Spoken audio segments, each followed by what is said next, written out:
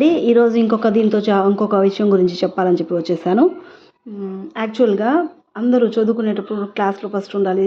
First, second, third నేను ముందుండాలంటే నేనంటే నేనని చెప్పి ఒక సెల్ఫిష్‌నెస్ అనేది వస్తుంది. కరెక్టే. కానీ కంపెనీస్‌లో జాయిన్ అయ్యేటప్పుడు మాత్రం జాయిన్ అయ్యేంత వరకు ఒక ఎత్తయితే, జాయిన్ అయిన తర్వాత మన టీము, మనము అందరం మన కంపెనీ అని చెప్పి ముందడుగు అనేది అందరూ కలిస్తేనే ఒక అడుగు ముందుకు పడుతుంది. అదే విధంగా అంటే అప్పుడు చెప్పేదంతా ఒక ఎత్తు అండి. పిల్లలకి మార్చుకోవాలంటే కొంచెం ఇబ్బందిగా ఉంటుంది.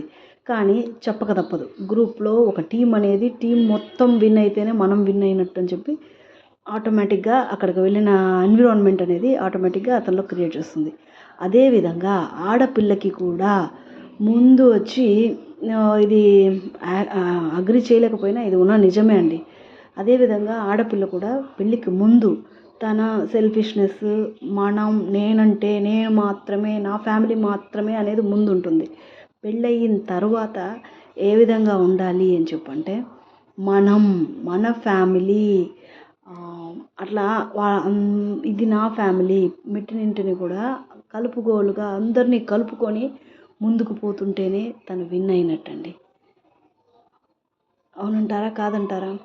ఇది ఈ కాలం పిల్లలు నేర్చుకోవాల్సిన టీమ్ విన్నింగ్ సక్సెస్ ప్రాసెస్ అని కూడా చెప్పొచ్చండి. ఏదో లోక జ్ఞానం లేని దాన్ని. Thank you.